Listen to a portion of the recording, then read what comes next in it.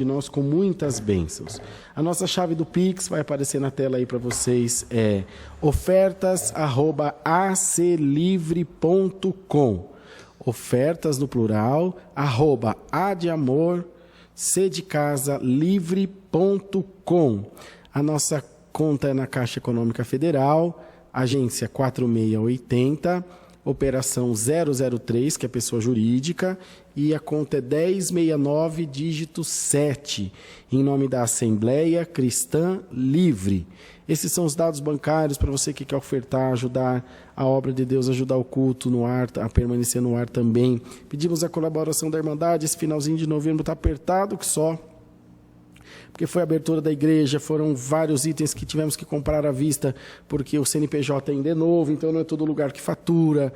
Então é bastante dificultoso, mas Deus está abençoando, que nós estamos vencendo. Essa fase pior já está passando, já iniciaram os atendimentos da Obra da Piedade, aquela parte assistencial, já está andando, graças a Deus. Mas precisamos da ajuda da Irmandade, está bem pesadinho, mas eu tenho certeza que com a colaboração de todos, nós vamos vencer essa fase e vamos expandir para o crescimento da obra, do Evangelho, e o nome de Deus vai ser glorificado. Envie sua oferta de amor, o seu dízimo, o seu propósito, e o Senhor, que é aquele que é santo, é cheio de graça, te retribuirá com muitas bênçãos. Vamos fazer uma oração, agradecendo as ofertas da igreja. Bondoso Deus, Pai Celeste e Santo, entregamos nas Tuas mãos, com muita gratidão, as ofertas do Teu povo, onde cada um tem aberto o coração para a Tua obra e feito o seu melhor para a propagação do Teu Evangelho. Ó Pai eterno, queiras abençoar, queira multiplicar na nossa vida a Tua bênção e fazer com que sempre o nosso coração esteja colocado na palma das Tuas mãos. Senhor, visita cada vida, cada casa, com a virtude do Teu Espírito Santo. Passa, Senhor, bendito seja o Teu nome, bem pertinho de nós com a Tua presença. E faz, Senhor, com que o nosso coração se abra para fazer a Tua santa e poderosa vontade. Glória a Deus nas alturas. Ó Deus maravilhoso, haja prosperidade, haja multiplicação, Senhor, e haja muita felicidade na vida do Teu povo. Em nome do Senhor Jesus. Amém. Glória a Deus nas alturas. Bendito seja Deus. Vamos, amados irmãos, ler a palavra de Deus no livro de Atos dos Apóstolos, no capítulo 9. Nós leremos a partir do verso 1 até o verso 18, onde Deus nos der. Atos dos Apóstolos, capítulo 9, versos 1 a 18. Lemos com a ajuda de Deus. E Saulo, respirando ainda ameaças e mortes contra os discípulos do Senhor, dirigiu-se ao sumo sacerdote e pediu-lhe cartas para Damasco, para as sinagogas, a fim de que, se encontrasse alguns daquela seita, quer homens, quer mulheres, os conduzisse presos a Jerusalém. E indo no caminho, aconteceu que, chegando perto de Damasco, subitamente o cercou um resplendor de luz do céu, e caindo em terra, ouviu uma voz que lhe dizia: Saulo, Saulo, por que me persegues? E ele disse: Quem é, Senhor? E disse o Senhor: Eu sou Jesus a quem tu persegues. Duro é para ti recalcitrar contra os aguilhões. E ele, tremendo e atônito, disse: Senhor, que queres que faça? E disse-lhe o Senhor: Levanta-te e entra na cidade, lá te será dito o que te convém fazer. E os varões que iam com ele pararam espantados, ouvindo a voz, mas não vendo ninguém. E Saulo levantou-se da terra, abrindo os olhos, não via ninguém, e guiando-o pela mão, o conduziram a Damasco. E havia em Damasco um certo discípulo chamado Ananias, e disse-lhe o Senhor em visão: Ananias, e ele respondeu: Eis-me aqui, Senhor.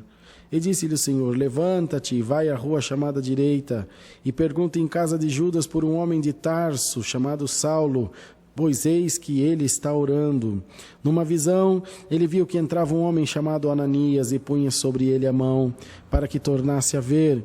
E respondeu Ananias: Senhor, há muitos ouvi acerca desse homem, quantos males tem feito aos teus santos em Jerusalém. E aqui tem poder dos principais dos sacerdotes para prender a todos os que invocam o teu nome. Disse-lhe, porém, o Senhor: vai, porque este é para mim um vaso escolhido, para levar o meu nome diante dos gentios e dos reis e dos filhos de Israel. E eu lhe mostrarei quanto deve padecer pelo meu nome. E Ananias foi e entrou na casa, e impondo-lhe as mãos, disse: irmão Saulo, o Senhor que te apareceu no caminho por onde vinhas, me enviou para que tornes a ver e sejas cheio do Espírito Santo. E logo lhe caíram dos olhos como que umas escamas, e recuperou a vista, e levantando-se, foi batizado. Somente até aqui, amados. Amém, Jesus. Glória a Deus nas alturas. Prezada Igreja de Deus, mais uma vez está diante de nós a palavra do Senhor. Senhor, mais uma vez falando aos nossos corações, querendo mostrar a sua intenção, o seu querer e como é o seu trabalhar na vida do seu povo. Esse homem, como nós bem conhecemos a história de Paulo, era um homem que era doutor na lei, muito conhecedor da lei, um homem instruído, como dissemos, um doutor. Hoje um doutor já é valorizado. Os irmãos, imaginem naquela época que 2% só da população sabia ler e escrever. Era um semideus, um homem que, tanto que os escribas tinham uma influência gigantesca no meio da sociedade. Bom, isso, irmãos, glória a Deus nas alturas. Era permissão de Deus, em se tratando do apóstolo São Paulo, porque o Senhor sabia que lá na frente ia usar dele. Primeiro, Deus o chamou a atenção e chamou a sua atenção, atraindo-o para que ele fosse alguém da censura, alguém que censurasse a pregação do Evangelho de Cristo. Na bem da verdade, ele censurava e refutava e rejeitava as coisas que então ele ouvia dizer, porque ele não tinha tido nenhum contato com o mestre ainda, mas ele se sentia indignado, porque o seu conhecimento literal lhe dizia que aquilo não era possível, que não tinha o menor cabimento que aquelas coisas acontecessem.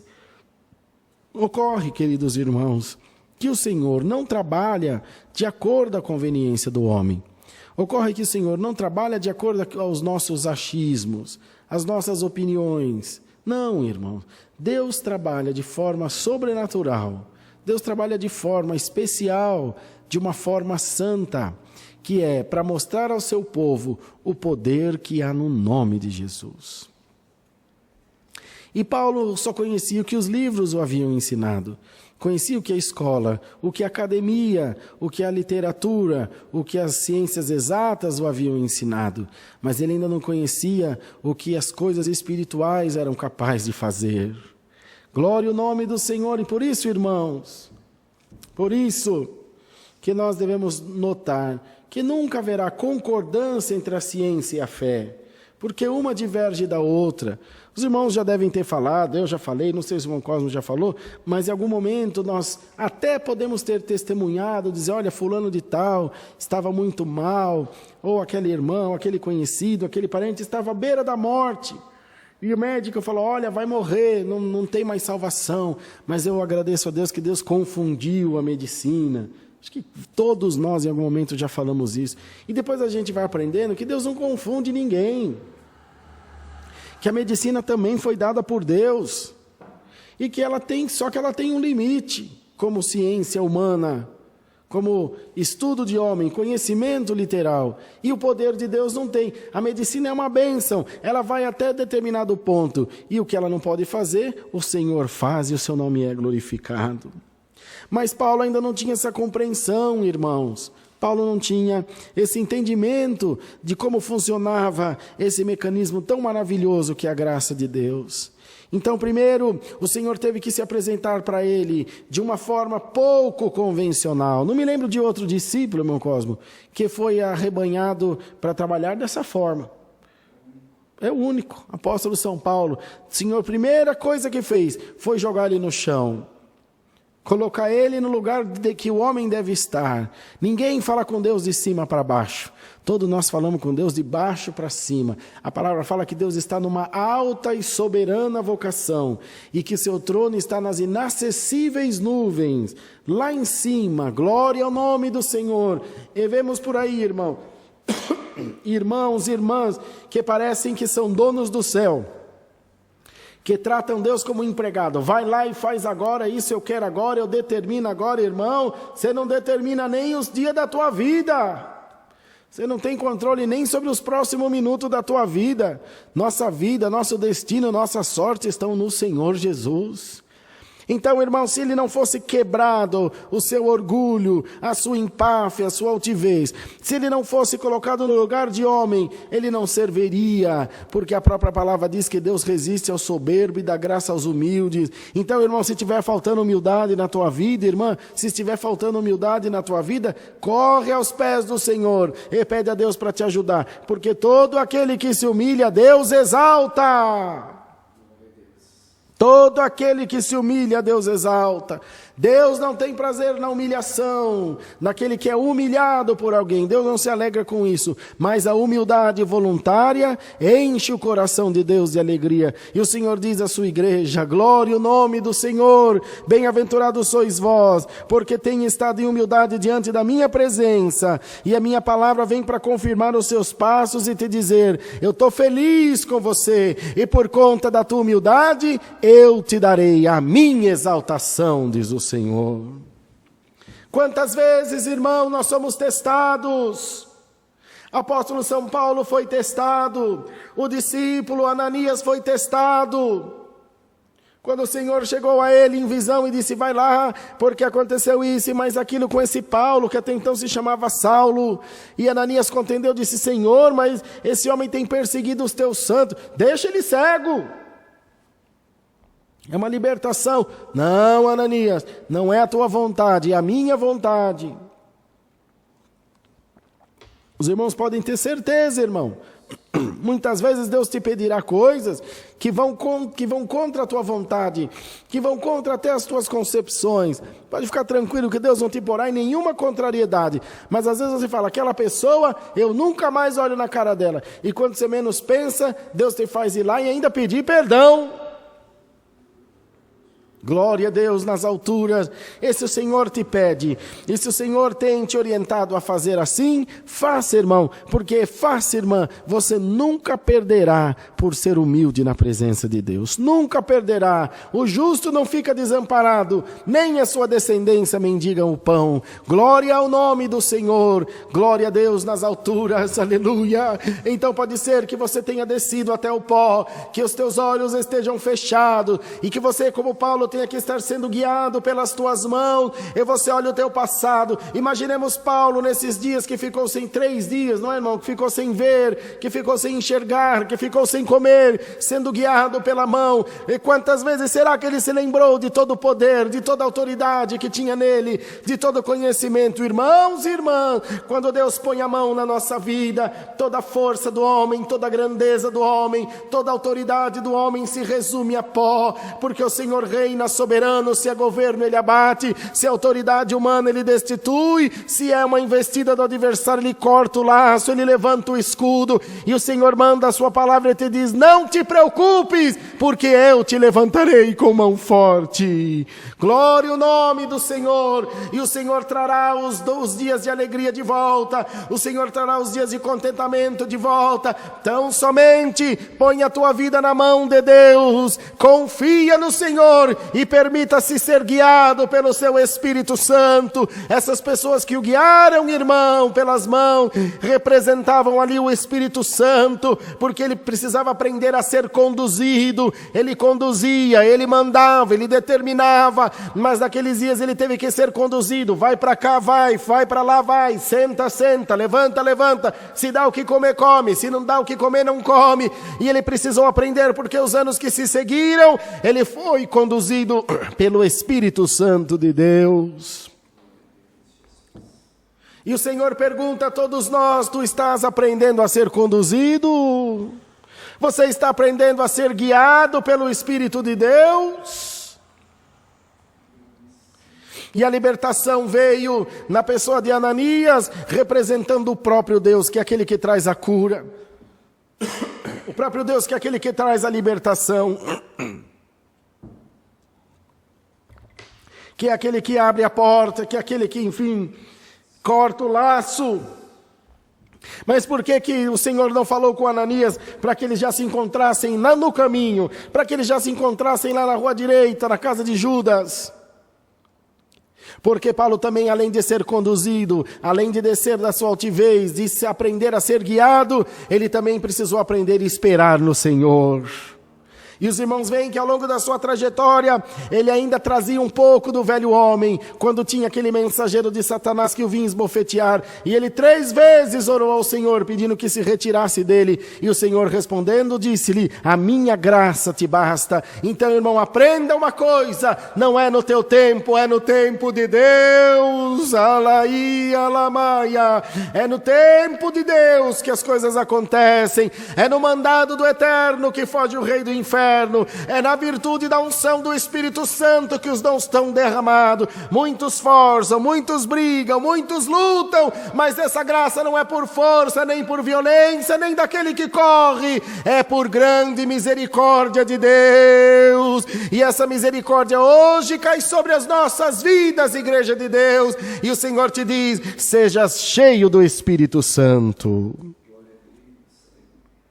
Seja cheio do Espírito Santo, como foi o apóstolo São Paulo, de perseguidor a perseguido, de aprisionador a prisioneiro, terminou seus dias pobre, sozinho, decapitado numa masmorra romana, mas não entregou a sua fé, glória ao nome do Senhor, aprendeu a ter pouco, porque ele ficou 3 dias sem comer, irmãos. Porque a doença, enfim, o toque de Deus para que lhe mostrasse o seu poder, tocou-lhe nos olhos somente, ele continuou andando, continuou falando, continuou enxergando, certamente continuou tendo um apetite normal, mas também a fome foi para Deus mostrar para ele que nós temos que aprender a louvar a Deus no muito e no pouco também.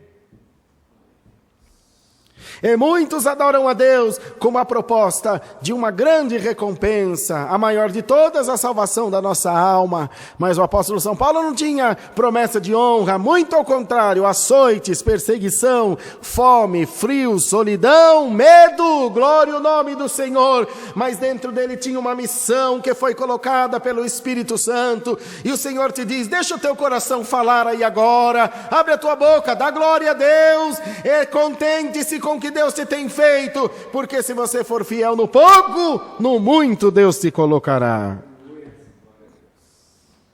Todos nós, glória a Jesus, aleluia. Todos nós somos fiéis testemunhas de que aquele que é fiel no pouco, Deus põe no muito. De que aquele que se sujeita ao Senhor nunca ficará confundido nem envergonhado. Então, amada igreja de Deus, seja fiel ao Senhor no pouco, e Ele te colocará no muito. Ser fiel ao Senhor esperando no seu tempo.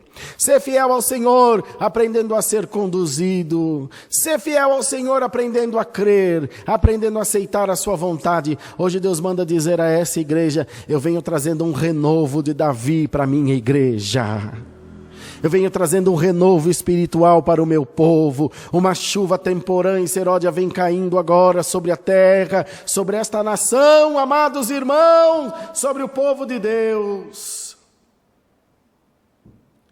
E quando a chuva vem, ela traz consigo boas novas, ela traz consigo o renovo, ela traz consigo as flores, os frutos, o refresco, a vida. Porque as aves e os animais, na maioria das vezes, se reproduzem na primavera. Porque ela não é tão fria quanto o inverno e nem tão quente quanto o verão. É porque tem fruto em abundância, é porque tem chuva e água em abundância. A sabedoria de Deus nos animaizinhos. Os irmãos veem que no tempo antigo, quando iam fazer uma estrada, soltavam um burrinho, um jumento no caminho, e o caminho que ele andasse era o caminho que faria a estrada, porque é óbvio que ele escolheria o melhor caminho. Irmão, a nossa sabedoria, a nossa ciência, a nossa sorte, a nossa força, vem das coisas simples. A nossa força, ela vem vestida de fraqueza para que não chame a atenção de ninguém. Ninguém precisa que você fale, eu sou crente, eu sou pastor, eu sou ancião, eu faço, eu tenho. Não, irmão, o que importa é que Deus esteja dentro de você e os teus mistérios, os teus segredos, o teu particular com Deus, o nome já diz tudo, é particular com Deus. E há segredos. O evangelho não, irmãos. O evangelho esse é, enfim, divulgado por toda a terra, e quanto mais falar, mais ainda tem que falar. Mas há particulares entre o homem e Deus, entre a mulher e Deus. Há coisas que Deus mostra só para você. Há coisas que Deus requer só de você. Às vezes você vê um irmão andando de certa maneira, uma irmã, e Deus não cobra nada dele. E você talvez queira se comparar, não faça isso, porque pode haver coisas que Deus cobra dele e não cobra de você. E há coisas que ele suporta que você não suporta, que você não suportaria. Então, irmãos, está diante de nós essa santa palavra, que vem trazer à igreja esse ânimo espiritual.